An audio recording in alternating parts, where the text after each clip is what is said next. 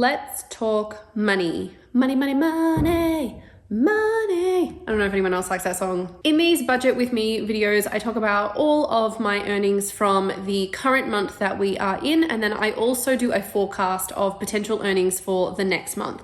So this month we're going to be talking about my earnings for May, and then we're going to be forecasting for the month of June. I have my notebook. How cute is this? This was actually a birthday gift from Luis when we were in Bali. It's been like lasered on with notes. He bought this when we were in Ahmed, which is like the northeast of Bali. I've got my phone for my calculator, and then of course I also have a tea. How cute is this mug? It's like a little cat.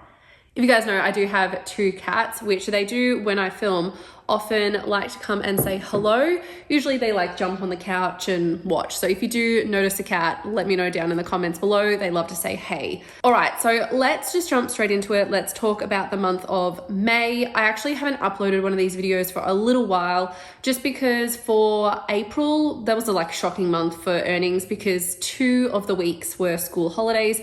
So if you do not know, I am a 32-year-old, 32, oh gosh. It was my birthday in April. Now I'm 32. Love that. CRT, or a substitute teacher from Melbourne, Australia. So 2 weeks out of April, I didn't work at all because it was school holidays, and Luis and I actually went over to Bali. I was there for 18 days and he was actually over there for 1 month. I also didn't get a lot of work really in April, maybe like on the lead up to the school holidays, but then coming back, I think I came back on like the 30th of April, so that didn't really count anyway. But in terms of May, it was actually a really good month. I think because a lot of illness is starting to go around now, it's getting into the colder months, which means that people are inside a lot more and the kids tend to spread germs a little bit more too. And then the teachers are getting tired, so they're more susceptible to illness. I'm actually sick at the moment myself. So for the month of May, I actually did really quite well. I was very, very pleasantly surprised. So I actually ended up working 17 days out of May for a 20 to 20 something day month. So I can obviously only work 5 days out of the week, and I'm certainly never ever guaranteed a day of work because I am essentially like a casual. So I'm only ever called in when people are sick or they're away or they're doing like in learning or assessments or something.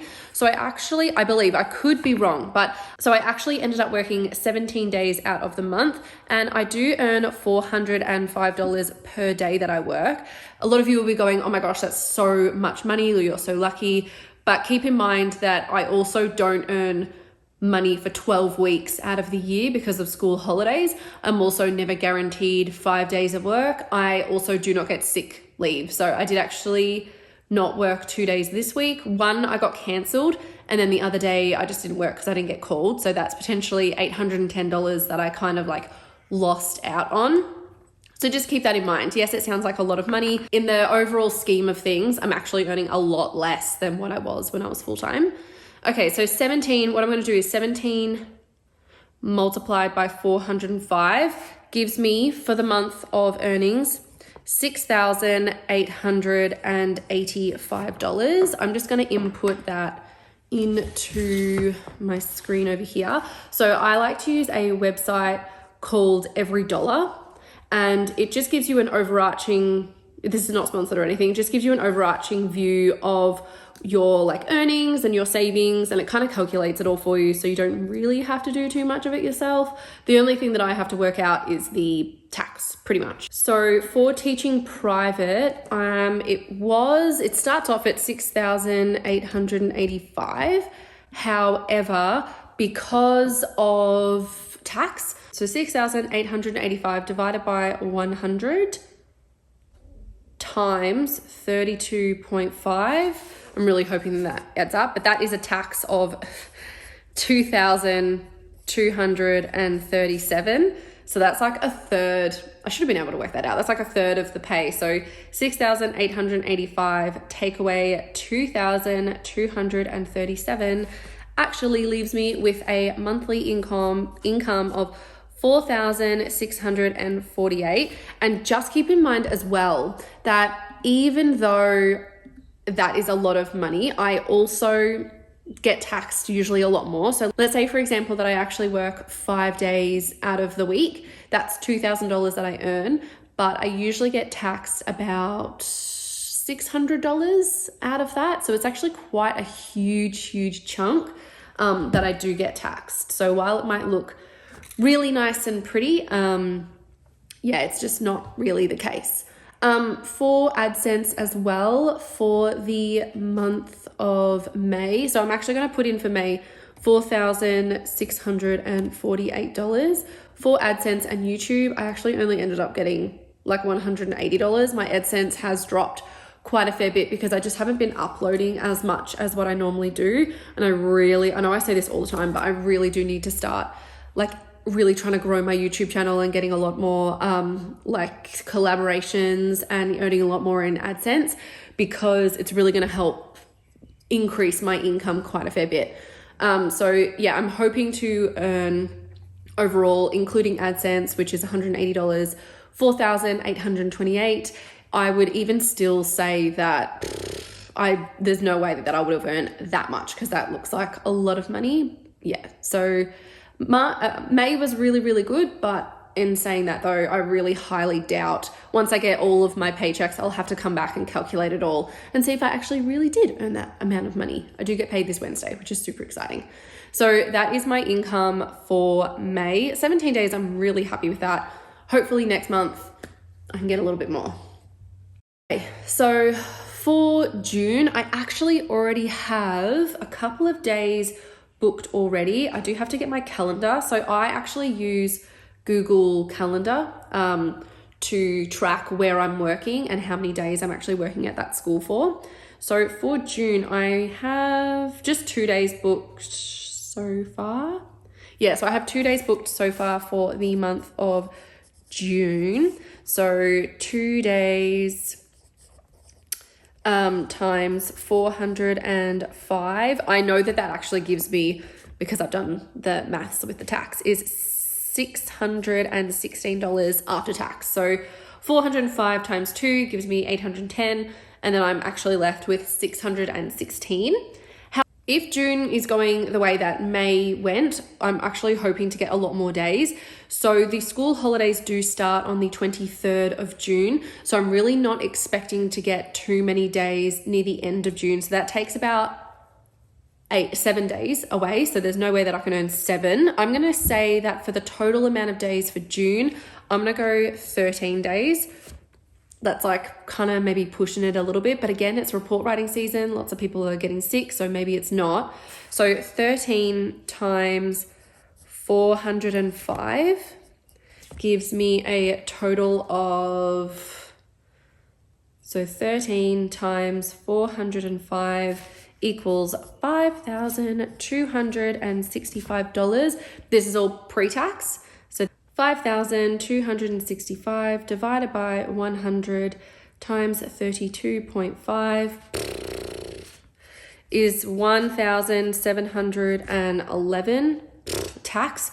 So 5,265 take away 1,711 leaves me with 3,554.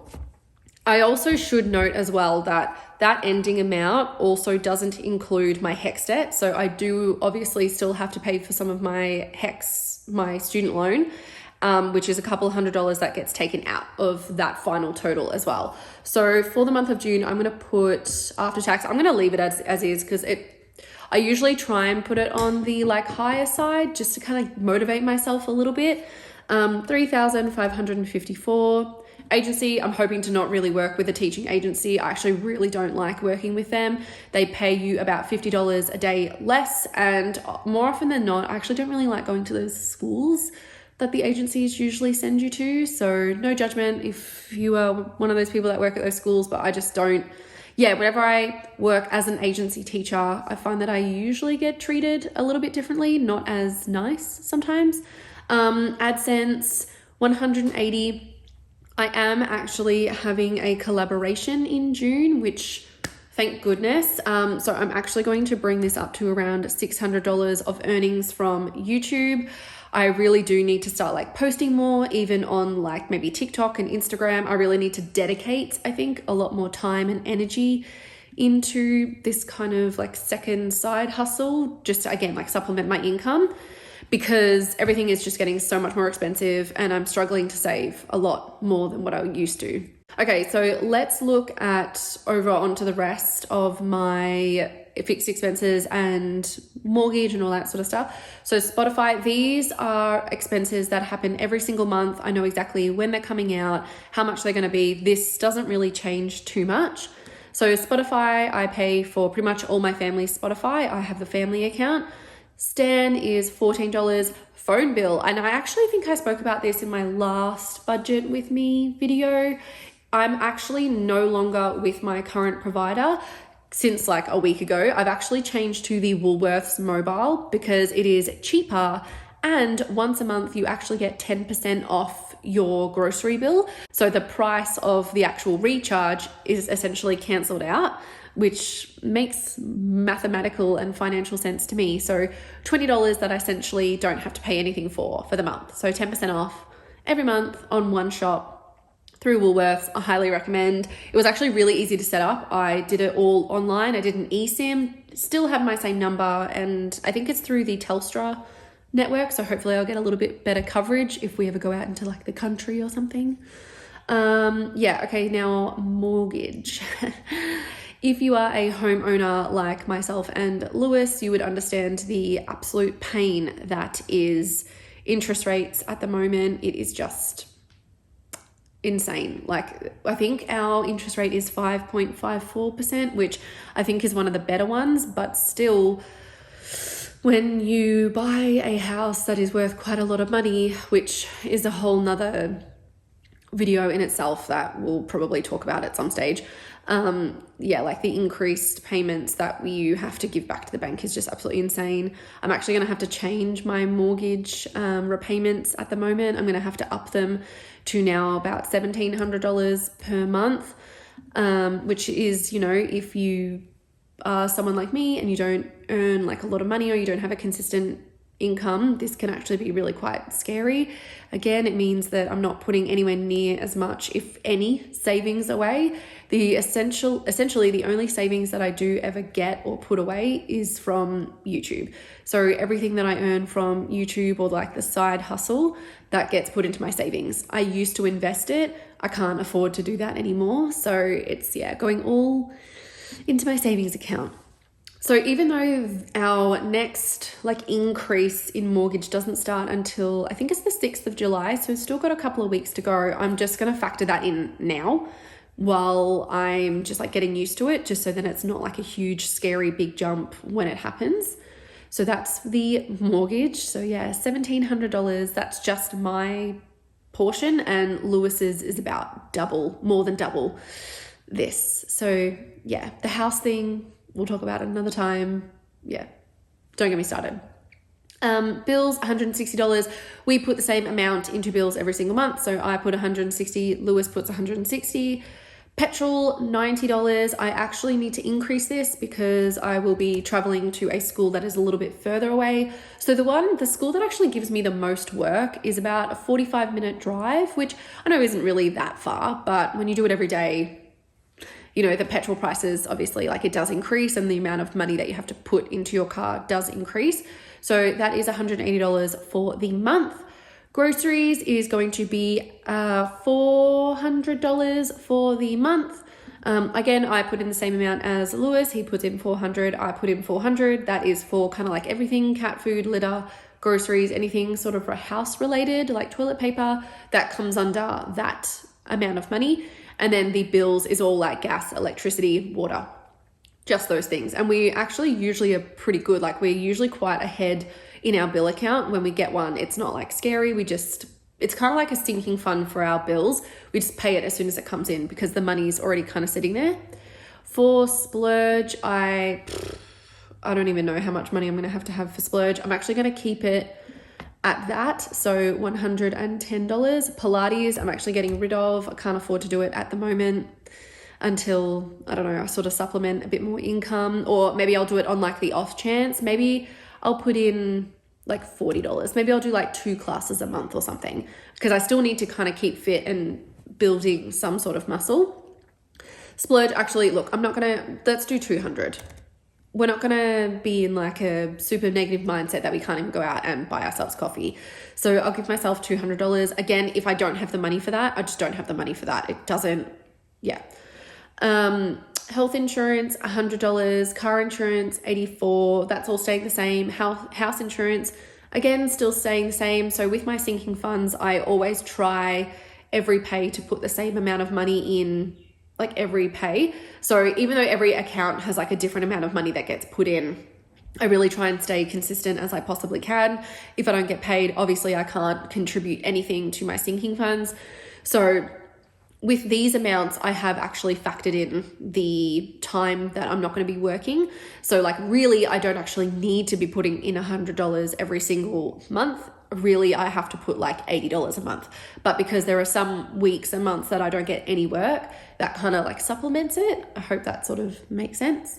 Car service, 42, car rego, 84, Christmas, 25, birthdays, 50, clothes, again, we're not putting any money aside until we know for sure that we actually can.